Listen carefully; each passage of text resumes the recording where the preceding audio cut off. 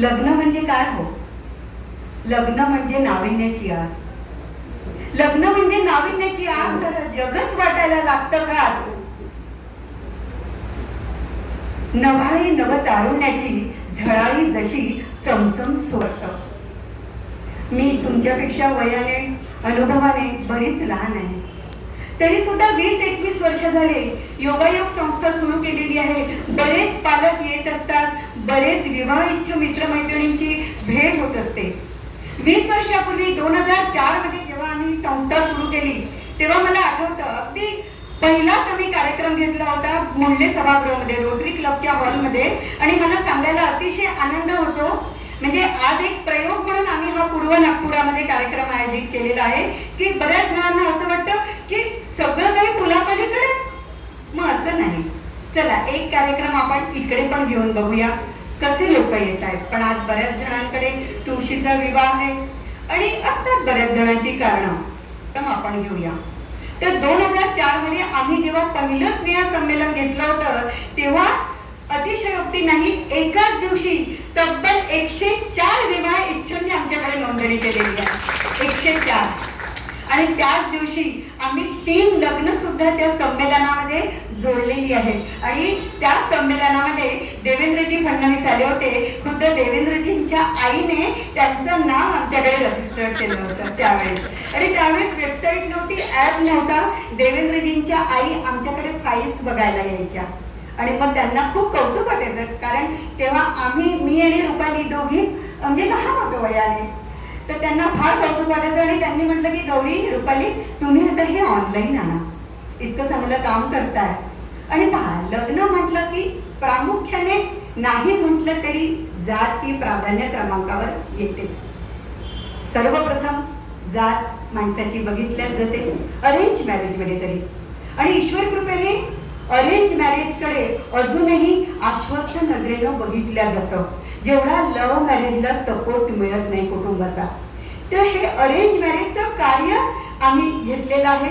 अनेक विवाह इच्छुक आपल्याकडे जुळलेले आहेत. विदर्भातल्या कितीतरी गावांमध्ये, शहरांमध्ये आपले मुलं मुली पसरलेले आहेत. पुणे, मुंबई, बंगलोर, हैदराबाद इथे आपले मुलं कार्यरत आहे. आता फरक सांगते, पुण्याची संस्था आणि नागपूरची संस्था. नाव घ्यायचं नाही ना, आपण खूप अजूनही चित्र आपल्या इथे चांगलं आहे, कारण नागपूरमध्ये, विदर्भामध्ये जे रजिस्ट्रेशन करायला येतात तर आपल्या इथे नोंदणीमध्ये पालकांचे मोबाईल नंबर आघाडीवर असतात. पण तीच नोंदणी जर तुम्ही पुणे मुंबईकडे करायला गेलात तर तिथे तुम्हाला विवाह इच्छुंचे मोबाईल नंबर आला पहिले दिसतात आणि पालकांचे दिसतही नाही. पहिले मुलं मुलीच भेटतात आणि मग आई वडील म्हणतात, अरे आमचा नंबर तर दे ना ऍपवर.